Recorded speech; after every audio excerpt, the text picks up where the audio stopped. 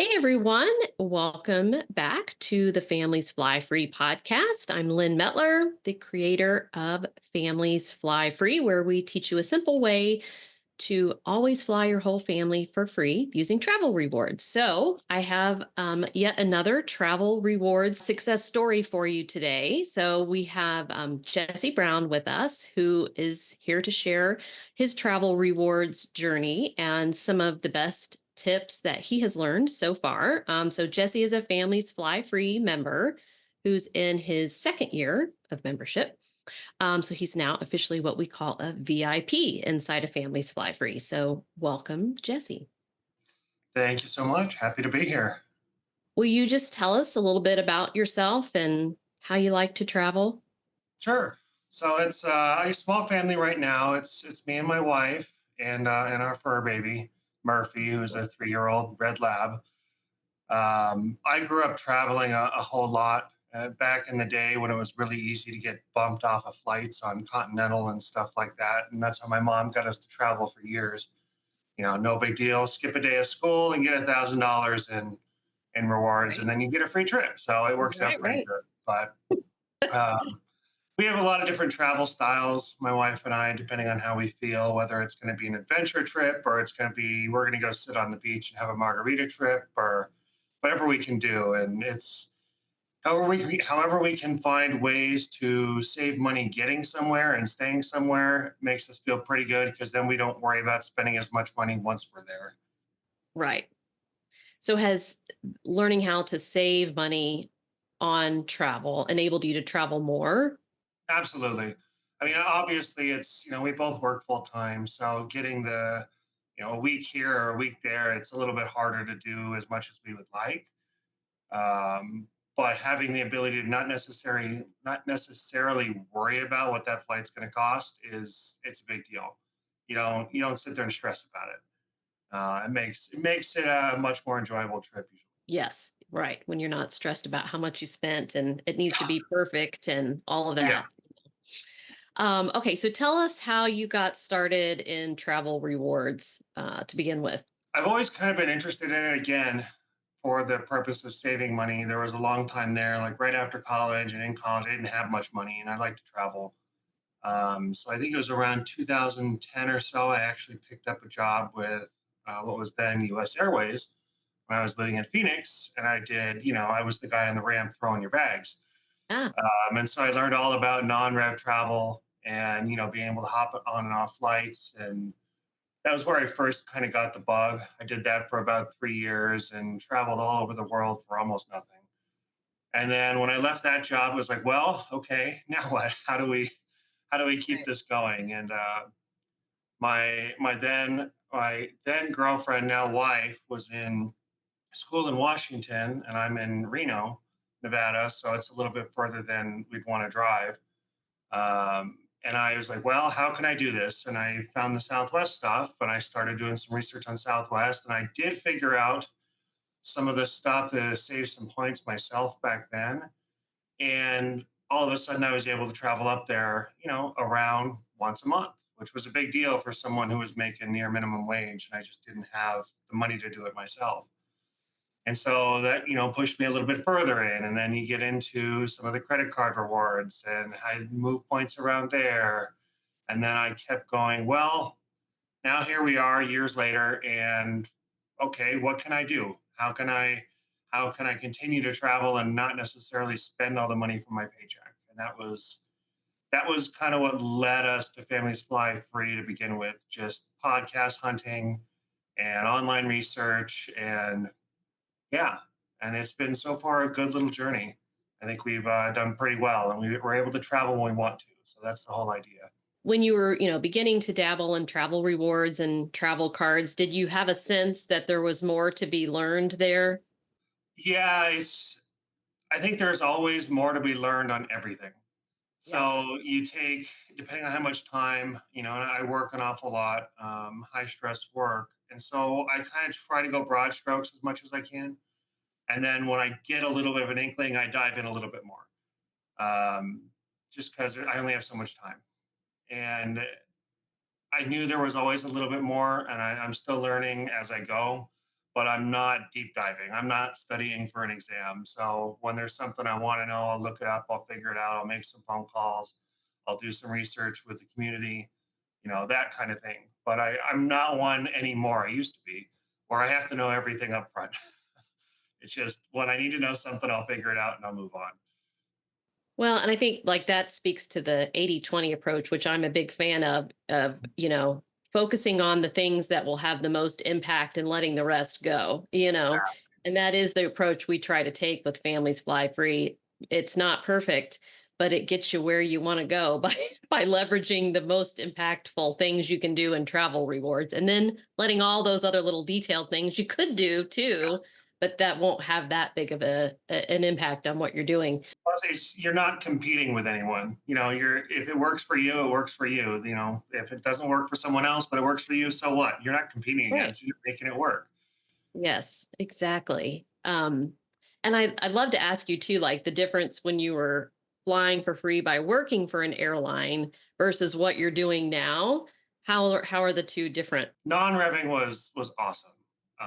And for those that don't know what non-revving is, it stands for non-revenue travel. It's just a perk you get for working for the airlines. These days, the rules, to my knowledge, are significantly different than when I was doing it 15 years ago, dealing with Z fares on other airlines and stuff like that. I think the difference is back then the way the schedule worked. I worked with what 5 or 6 thousand people on the ramp, so I traded around shifts like crazy, and I'd Yeah. work 3 days a week, put in my 36 hours, and I have 4 days off to go travel. Mhm. So that's different than now, but I hated that job. So you don't have the flexibility because you're limited to what seats are available when you're non-revving. So my wife and I, one time, we were flying on buddy passes, and this was after I left the airline. We went to Italy for 10 days, and we almost got stuck in Venice because Lufthansa went on strike, and all the standby seats went away. So when you're non-revving, that's a big thing.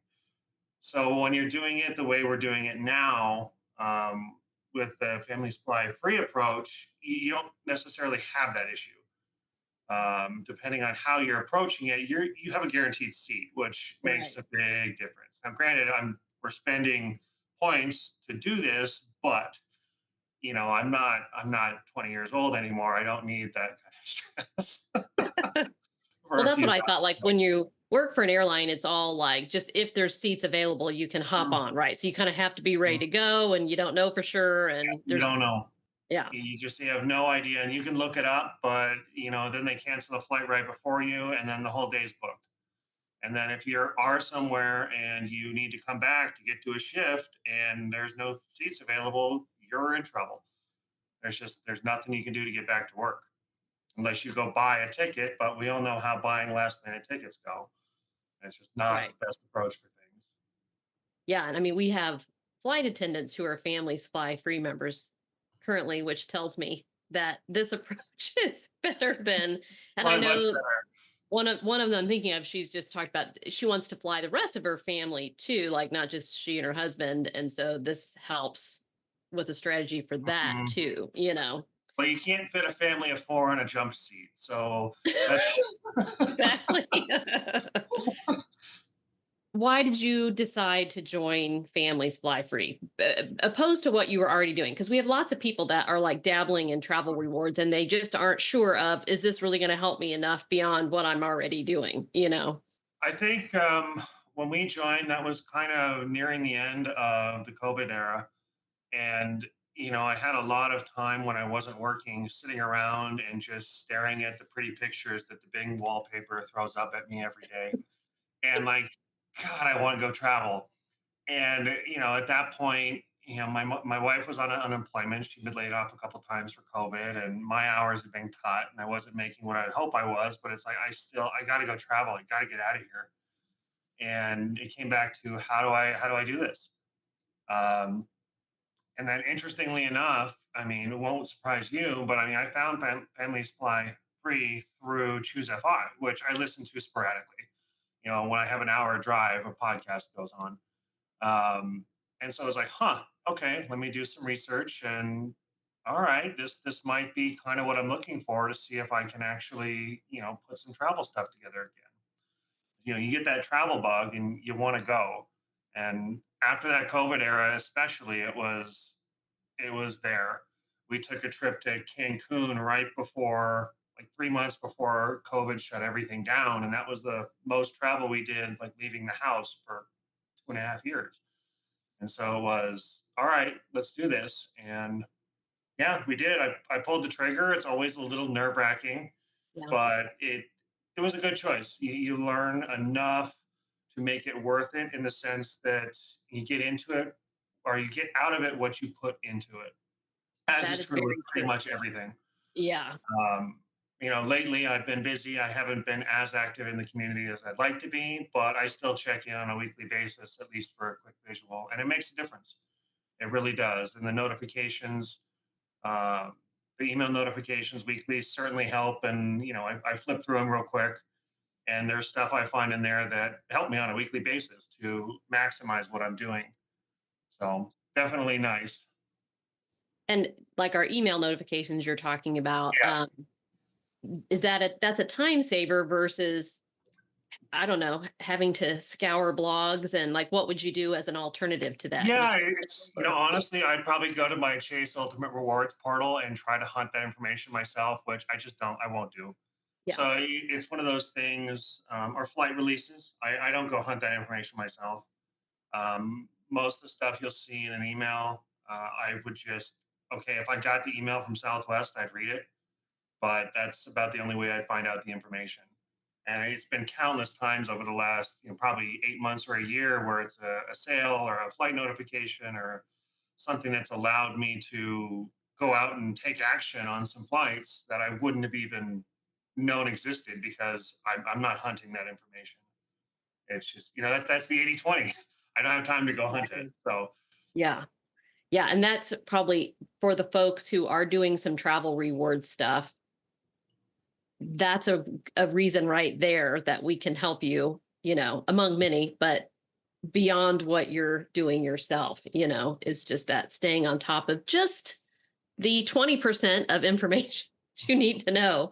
well, it's that whole idea of, you know, you're an expert at what you're an expert at. And a lot of people don't have time to be experts at everything. Right. Don't want So to be for that matter. they don't want to be like they no desire. Like I don't consider myself an expert at travel awards, but I'm fairly decent compared to most people. Yeah. But I know that, with the Families Fly Free community, there's a lot of people out there that are way better at this than I am and care to be a lot better at this than I am. So and for me personally and my family, I would be silly not to take advantage of that because they're going to know more. They're going to point me in the right direction, whether it's a one on one or some kind of an email or just the community answering questions. That's going to save me so much time trying to figure something out and fully understand something because they already get it. And Right. it's just one of those things. For those, you can look at it from, I mean, so many different ways. Anything you want to do, we all do it with YouTube now. We don't just sit there and tinker and try to figure something out. 95% of us are going to go to YouTube and say, "How do you do this?" And then, "Oh, that's how you do that," and we move on. That's the time saver. It's the same kind of approach. Can you talk a little bit about the community? You mentioned like trying to check in there, once a week. Where do you find value in the community? I look at for people's experiences mostly. I remember we did our trip to Ireland this last year, and Cami had good information on there, and so a couple quick questions here and there. I do see people do post questions. I have responded to a few. Hey, have you been here? What do you think? Places to stay. Where's a good place to travel this time of year? Stuff like that that is Googleable, but we all know how well it goes when you Google something like that. It's very specific information if you kind of know what you're looking for. And it's fun to see what everyone's doing. It It's is. like, Yeah. ooh, that's going to go on my list. That was a good call. So the community is Well, nice. It's big, and there's a lot of people out there who will answer questions and help you out when you need it for sure. And I just had the experience yesterday. We're getting ready to go to Costa Rica, and I just posted that we had changed the hotel where we're staying. And so Mhm. another member commented and said, "Oh my gosh, we just came back from there 2 weeks ago. Do you have any questions?" And I was like, "I certainly do." So, we're going back and forth on, is it really hot there right now? Are the mosquitoes a problem? And, there was a delay. And when she was driving from this place to another, so she was telling us, don't get off the main road. I mean, like, that stuff is invaluable, you know? Totally in value, something you wouldn't even have considered until you got there. It's like, God, I wish I would have known this. Right. Thank goodness we knew not to get off the main road and onto giant potholes or whatever. Exactly. you Yeah. know? So super. Okay. And so tell us, in terms of savings and what kind of travel you've been able to do since you've been a member. I've been a little bit slacking. Again, we're at that 80-20 point where I don't track everything. Because it's just not worth my time. Right. Uh, Hmm. but I would say I'm in the last year, we're probably at well over 100,000 points saved for a handful of trips. And when you factor in, that's just for flights. When you factor in, stays and stuff like that, we're probably 150 to 160,000 points, which that's a lot of points. Right. And On I don't even look Southwest, at it like, that's yeah, a whole it's bunch more trips. yeah, exactly. It's more you can do. You can spread that stuff out, and I don't even look at it like, hey, we're playing the save game and I'm getting a deal. It's just like, oh, sweet. So I'm flush now and I can plan something for 8 months from now. And it's kind of nice to always look at that account and go, oh, okay, I got enough to do that. Just do it. Not a big deal. And so I think that speaks to, we're talking about saving points, of how we really teach you to stretch your points. So it sounds like you had a pretty good sense of how to earn the points, Mhm.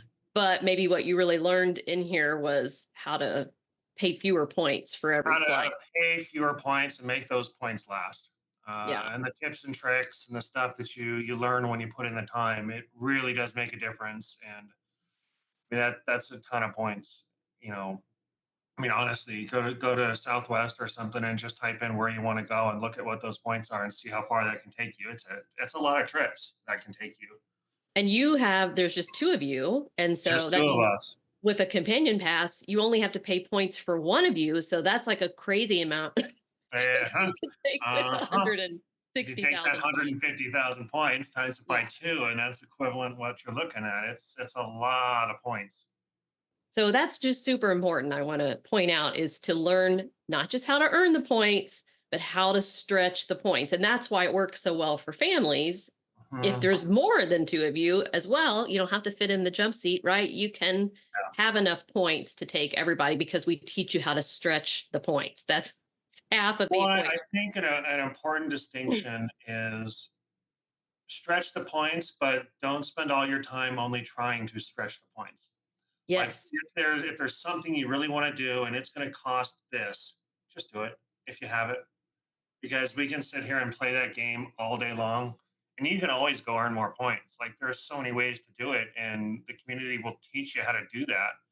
It's you can always earn the points, but if it's oh my god, that's too many points, I'm not going to go do that, guys. It's just points. Like it's not costing you anything except the taxes. So just go do it. Um, if the points account goes to zero, so what? Like it can't go negative, so it's only going to Right. go to zero. Like The idea here is to great, spend your points, yeah, right? yeah. Don't hoard Not your not points. the race Spend to your a points. million points. I know. And I have literally seen people that had 1 million points and didn't want to Wow, spend them because I don't know. It apparently is a game to just see how it's many like points you can collect. That is not our game here. Our game is to spend as many points on as many trips as possible. So, but the I think I experience. love, yeah, that's a great thing to bring up, of because I think we do such a good job of stretching the points most of the time. That means, like you say, when you have this thing and it is more points, or it's a time of year where it's just busier, or it's the all inclusive or whatever, you can do that Yeah. because you're going to still have more points coming your way. You Well, know. we did that, and I would say we took a trip to Puerto Vallarta this last year for 8 days, 9 days. I can't remember. but we went to the Hyatt all inclusive down there, great resort, and it was a whole mess for the first 2 nights, but they got us to the right hotel the last few, and it was a tremendous amount of points, like hundreds of thousands of points, because I wanted an all inclusive. I wanted to sit on a beach. And it was that I had them, and I'm like, you know what? Stop this playing the game, trying to find a just book the stupid thing and Yeah. move on. And it's like it was great. It was a great trip. And all inclusive, you didn't have to worry about it. But that's going back to that same point. 3 or 4 years ago, I probably wouldn't have done that because stretching the points wasn't something I really knew how to do. And so now I had them. Okay, like are they doing any good just sitting in that account? No, not really. Let's go. Let's take the two of us and just go do an all inclusive, not worry about a thing, sit on a beach, spend the points, nice room, move on. And we were on like the 30th floor, view of the whole ocean, little coves, like totally worth it. So worth it. And spend the points when you find something you really want to do. Can always get more. And like I think that you have a confidence. I think maybe that's a difference too. Like saying how you were before versus how you are now. You have a confidence that you know how to collect more points. Yeah. Whereas before you might have been like, oh, I don't know, like I have this amount, I need to really make the most of them, because Well, um I've talked to some people and coached them through some of my friends a little bit, and there's this fear out there with a lot of people that haven't pulled the trigger on not necessarily a community like this, but trying to dive into the travel rewards. And I can't do that. I can't spend that. I can't. Like, it's not that hard, guys, when you know what you're doing. But you need that guidance to get started. And if you can get that little bit of a guidance, you don't have to go spend $100,000 to earn 100,000 points. Like there's isn't it sad that that's such a misconception out there? misconception. You can play the game and you can learn to stack and you can do all this stuff and man, points just appear. Wait, how many are coming off of that statement? I didn't spend that much money. What's going on?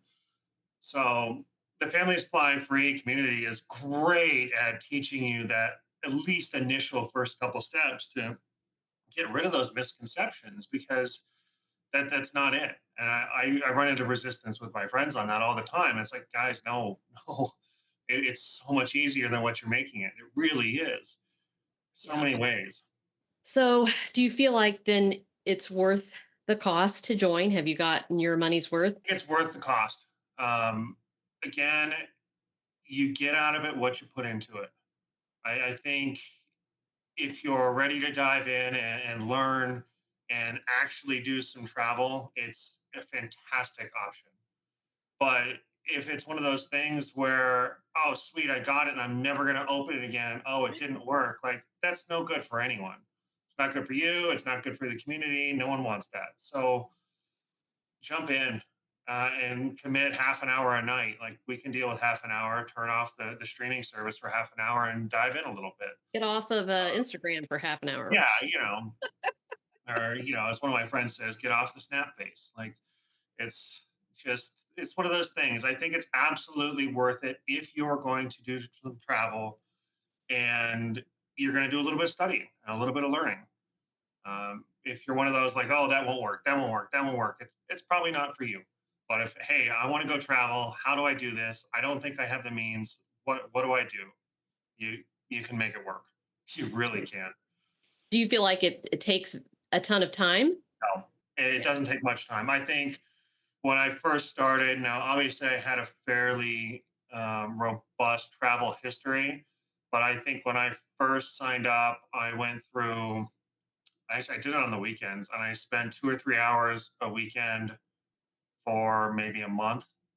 And I worked my way through most of the courses and the information and kind of dove in and, really 10, 12 hours. And it probably wasn't even that much. I'm guessing it was a while ago. But I mean, if you went 15 minutes a night, you could get through the basics and some really good learning and information in, a few weeks. Not bad. Yeah, that's And if I'm you're one of thinking. those ones that hyper focuses, a couple Yeah. days, like you can do it. And you probably went beyond just like the new member basic. Yeah. Oh yeah. Yeah, you Well, dived into you all get the. that little hey course. Here's where you're at thing. Okay, I can keep going. I can keep going. All right, all right. Yeah. Um, yeah. And you can get a lot just by jumping in and doing the new member stuff where we just kind Mm, of teach you the basics. But then we do have some people that just binge. Yeah, yeah. instead of watching the streaming show, binge on all this, right? You can learn all kinds of things about travel in there beyond just our how to fly free. Well, and Uh, I did deep dives on the more advanced stuff because, again, a lot of the basics I had some experience with. So, if it was video, you put it on like two times speed and you yep, just that's a good cruise. tip. Hmm. Yeah, if it's stuff you think you may know, just turn it up two times, two and a half times speed, get through it, listen for that one little tidbit you didn't think of. Because even I found those in some of the basic ones, like, ooh, I didn't think of that one. That's a good idea. But there's so much information, and if you're concerned with the cost, look at it from how much time would it take you to accumulate all this information on your own. And I'll tell you what, it would cost you way more than joining the community. And that information is going to be right there at your fingertips and curated and updated as it changes. Like that's going to take you so much time to do on your own. And some people can do it. They can. I'm not one of them. I would I lose don't interest. want to do that, No, right? you don't want to. Someone's already done it. Yeah. That's what I'm looking for. So for us, it was great. For most people, I think it's a fantastic choice. Again, you got to get the time into it to get what you want out of it. That's the biggest part. If it sits there, dormant, it's not going to help you. Yeah, if you don't work the program, it doesn't work. Hmm. You've got to follow the steps. But Oh I yeah, no, think that we're it's really good experts. that you bring that up because there are people who get in, they don't ever look at anything and then it doesn't work, of course. But like I was just talking with our family of seven that I like to because I think it's amazing that a family of seven can do this the other day. But I mean, and he's big on this too. I'm just working the program that you've set up. And I mean, I personally am floored by what they have been able to do because I haven't never tried this with a family of seven, right? Right. And he's like, "No, I'm literally just working your system, the basics, and it works." And they have been all over the place, and they're like in their fourth year or something. But Mm, and it simply comes down to following the instructions. following the instructions and then being all right with, okay, now I have the basics. And you're saying for a family of seven, like there's no specific way to do this. Like you improvise and create your way to do this. But the cool thing about the community is then this family of seven is sharing this information. And now you've got some other family of six or Right. seven who hadn't thought of that way to do it. And I'm stuck. What do I do? And hey, we've solved an idea. Here you go. Oh my God, that's great. We can go do this. Yep. Yeah, and they're getting, they're doing hotel stays for free and car rentals for free and I'm just like, wow, like it's amazing. But Car rental, that's impressive. That's I a know. hard I've thing. never booked a car rental in points. I was like, really? So he was telling me, yeah, I'm like the car insurance kicks in even if you book it in points. So that was something I didn't know because I've never tried to do that. So like again, the value of the community and just sharing this information that we're all learning as we go about and do this is Mhm. tremendous. Absolutely. All right. Oh, and I did want to ask because you are now second year member. So can you share anything about why you decided to stay a member now that you know the process and all of that? For me, it's kind of back to the 80-20 thing we were talking about earlier. Is I like the curated information. I like the notifications. I mean, we've had just from the some of the weekly notifications. I think we are going to have two or three trips this year that I probably wouldn't have booked because Mm, I didn't know they were there. Like, wow. and if I didn't get those notifications, I probably wouldn't have ever even thought about it. Just because, again, I don't have time to go hunt the stuff myself. I'm busy. My wife's busy. It's just, I want someone to give me that information. So it's not so much about year two learning, continuing to learn the process or learning how to do things. And that doesn't mean I don't still do that, but I'm not actively hunting for that new information in the community anymore unless something changes or there's something I want to do I haven't done. For me, it's mostly about getting the information I wouldn't have otherwise received. I think that's the biggest value for me as far as moving past that first year. Can you share a travel tip? Let's see. Um, so many travel tips. I could write a book. Um, I think we touched on the most important one I've learned over the years already, which is go do it. Um, don't be afraid to spend the points and spend a little bit of money because you never know when you're going to get back to wherever it is you're going. Um, that's a big one. Be flexible, especially when you're working these kind of systems. When you're booking on points, just be flexible. And if you can, and that's going to help you a lot. Be nice to your gate agents. Be nice to the people you talk on the phone. That goes a long way. I can It's a tell good you one. from working in that industry for several years, like people are, just insert expletive here when they're dealing with people in the travel industry, and they have zero control. They have zero control over your delays, zero control over any of that kind of stuff. There's nothing they can do. They can help you out quite a bit, and they will bend over backwards if you're not, you know, bad to them. They're just people doing their jobs, and they're going to go home at the end of their probably 10-hour shift because there were delays, and they're only supposed to work 8. So be nice to them, um, be flexible, and don't worry about packing your entire house when you go travel. That's We that's still that's a struggle big with one. that one. Oh Yeah. man, most places you go are going to have a convenience store if you forget something. And $5 at a convenience store is not that big a deal when you're talking about traveling. Yeah. So it's okay to forget things. Don't stress about it. And go travel. Have fun when you're there. Don't worry about it. Do what you can.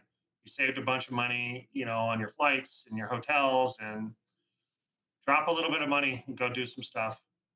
And it's just, I'm not going to say go max out your credit card and then you can't pay it off, but spend a little bit of money and have some fun because that's why you're doing it, or else just stay at home. Go travel, experience the world, be nice to the people and the places you go. You're traveling abroad, it's just a different culture. It's everyone's just trying to live their lives, make a better life for their kids, no matter where they are. You know, enjoy it, learn from it. I love all of those. And on spending a little bit of money, I think you said in our community, like you never know when you're going to get back to that place. And Mhm. that's another reason, like go do the things you want to Go see do some while you're stuff. there. Yeah, yeah. And knowing that you saved a bunch already getting there. Yeah, if that helps put you over the hump of I can't go spend that. Well, if you just save several $1,000s on your trip already, it's okay to go spend 3 or 400. I get it. If you don't have it, that's one thing, but you can probably scrounge up a little bit of money somewhere to go do at least something fun when you travel. All right. So, what is your next trip? Oh, next trip, actually next week. Not a big point saver, but going up to see my wife. She's been up in Washington State for a lead in a show up there for a theater. So she's been up there Oh, for a month. So I'm going up there for a weekend, 4 days. So that's the next one. And then the next big one is we're going to Colorado. We're going to Durango, which yeah. means we're flying into Albuquerque and then driving up. Mm, And we're doing that in August. That's the next big one. We got okay. her cousin's wedding out there. Have you ever been to Durango? I have not been to Durango.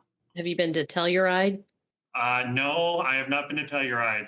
Drive yourself up to Telluride from Durango. Okay, okay. You will not. That's one you have to see. It's a Just stunner. have to. Okay, Yes, and they're not far apart. So, okay. And then past that, maybe a Disney World trip this year. My wife is a Disney fiend. We haven't been, and well, we haven't been post COVID, so she's due, and maybe try to drag my brother and his wife with us. Um, but it's a little bit harder to get over to Orlando from Reno than it is to get down to LA. yes, always a good time to do Disney. Do you want to share about your vacation rental? Oh yeah, it'd be great. My family house in Lake Tahoe, North Lake Tahoe. For those that are kind of locals, that's the better side of the lake. Um, we've had our family house since the 60s, and we've kind of converted part of it into a one bedroom apartment that we are offering up to Families Fly Free members for anyone that wants to fly into Reno Tahoe and spend a few days up at Lake Tahoe. It's on the lake. We have a pier, kayaks, the whole 9 yards. It's absolutely gorgeous. The sunsets up there are incredible. Uh, yeah, it's a really cool spot, and it's I didn't get to grow up there. It was my grandma's house, but I did spend a lot of time there, and it's really nice. Walking distance to a couple restaurants, mini golf, short drive to some other great restaurants and beaches.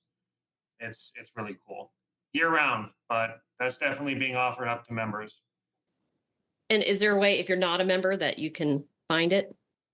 You can email me. We do not post it Oh, anywhere. you don't? Okay. It is right Oh, now so it's just only a member benefit? advertised to Friendly Fly Free members. But that being said, um, you can email me. We'll put it in the show notes. But and if you even just curious or you want to talk about Lake Tahoe, I know some really good local spots. It's where I grew up.